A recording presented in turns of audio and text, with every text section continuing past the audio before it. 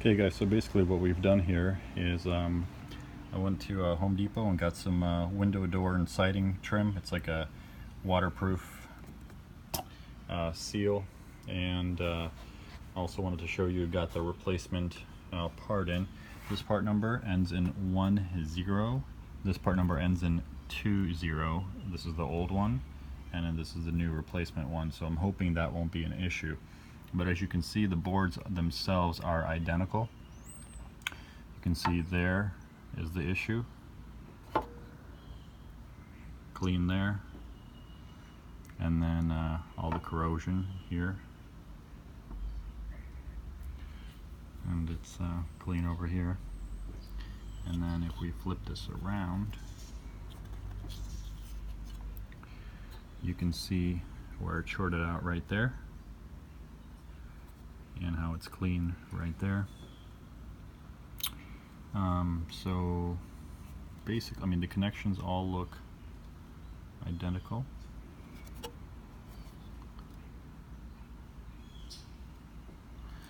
Also with that sealant, went ahead and sealed basically any part that possibly could have water leaking into this compartment. If it's not coming from any of these points that I did there, I said one there, there, around this plastic piece, there, down there, there's one, underneath there's one. So if it's none of those, the only other place water could be leaking in from would be possibly along this seal.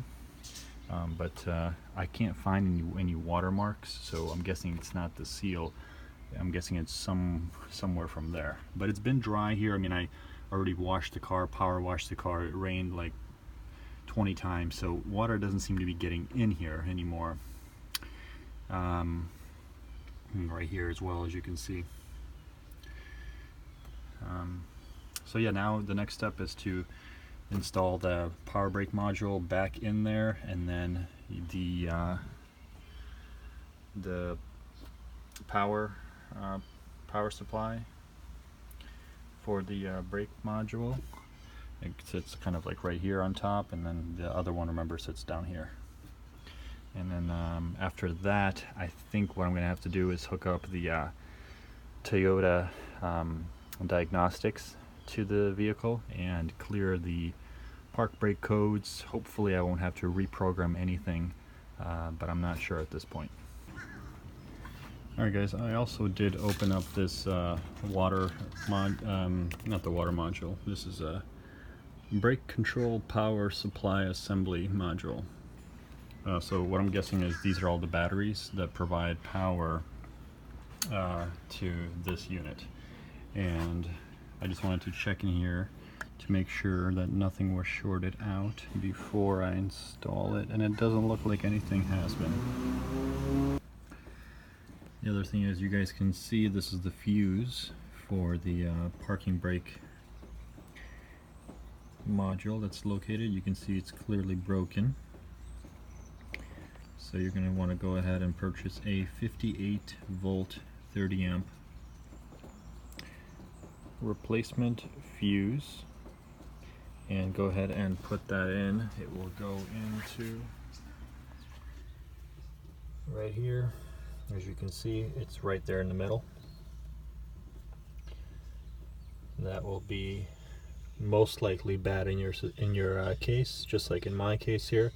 I'm also just going to go ahead and check each and every single one of these fuses while everything's apart, just to make sure none of these other ones are blown. By the way guys, the manual release is back here. You take this white piece out right there, and then I believe it's a Torx maybe T20 or T30, something like that. See it in there? So you'll have to release that first if yours is locked in, and then you're gonna have to reset it with the Toyota Lexus software, which if you don't have the software, you're gonna have to dealer to reset the system for you. So this tool here, which sits right there, you take the screwdriver out of there, and then put this long bit in there. It's like an Allen key bit, or you can use a long Torx like T25 or T30. So what you do is you put it in there, get it to grab, and then to release it you press in and turn counterclockwise, and then you're going to feel some resistance going. So it's like a spring, it's a spring loaded mechanism. So you see, you press in like that to release it. So I did read online, and it says that these have to be reinitialized by the dealer. I'm going to try to do it with my software from Toyota, but if it's not possible, then it's going to require a trip to the dealer to reset the system.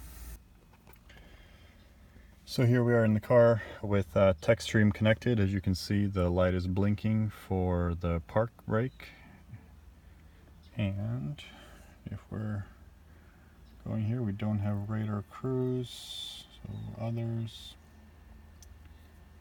you hit next, and then I'm not exactly sure 100% where to go to reinitialize that module that we replaced, but I'm guessing that it's somewhere in this program. I'm gonna have to look around and get back with you guys if I could find it. So here we are in the ABS and brake control module. We have 3 codes. Capacitor communication malfunction, which is that black box on top, I think. Electric parking brake system malfunction, and lost communication with electric parking brake module, which is that orange-brown module that we replaced.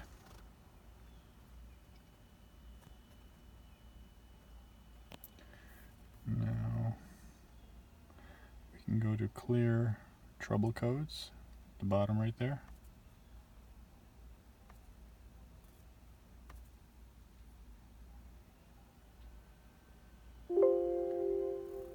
Following diagnostic, freeze frame. Okay, we're going to clear this.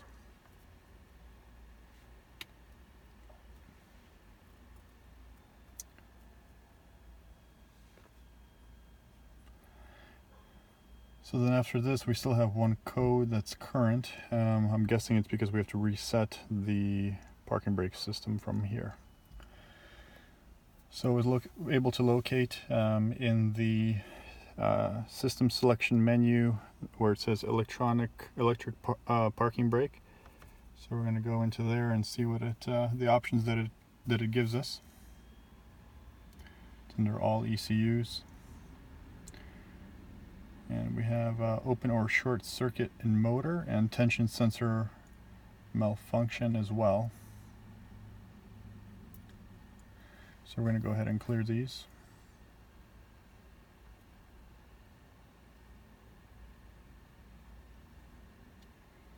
Now we're going to say clear.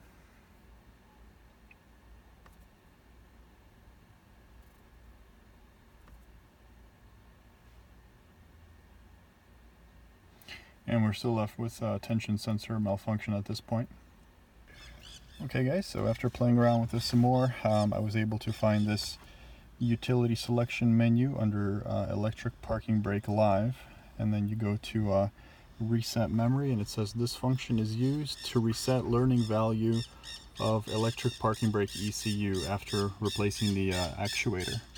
So we're going to try that one.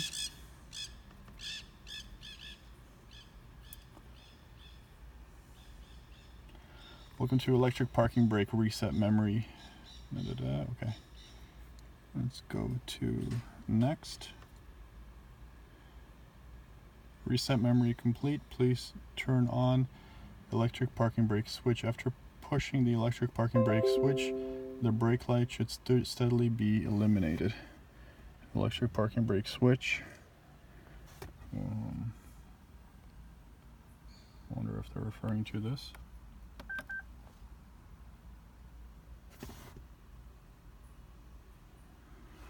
Maybe that one.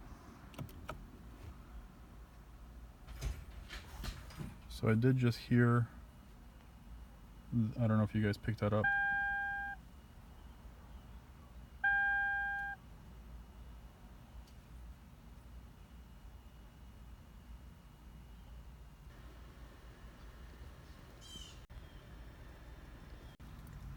Okay guys, so basically what keeps happening when I hit reset memory, it does the reset, and then I even hear the electronic parking brake module engage and the motor engage.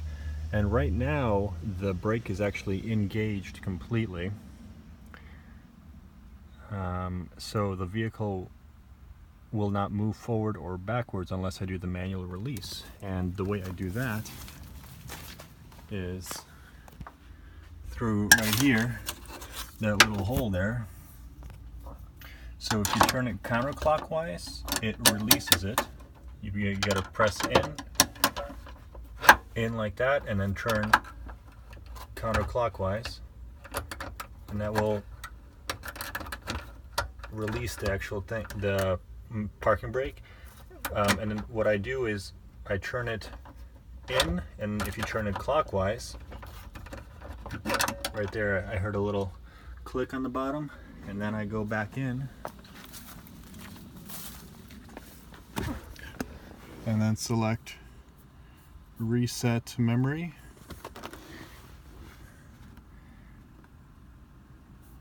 And you'll actually hear it. I mean, it's audible when it resets.